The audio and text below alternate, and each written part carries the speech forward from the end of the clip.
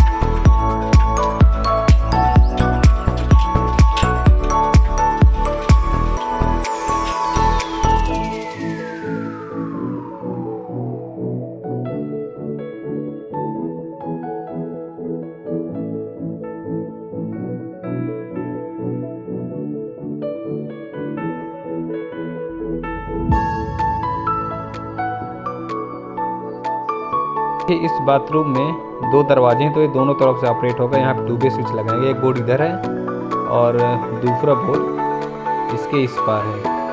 इसमें हम fan, exhaust fan और छत लाइट होल्डर का 2 वे बनाएंगे। 3 स्विच इधर 2 वे रहेंगे, 3 स्विच 2 वे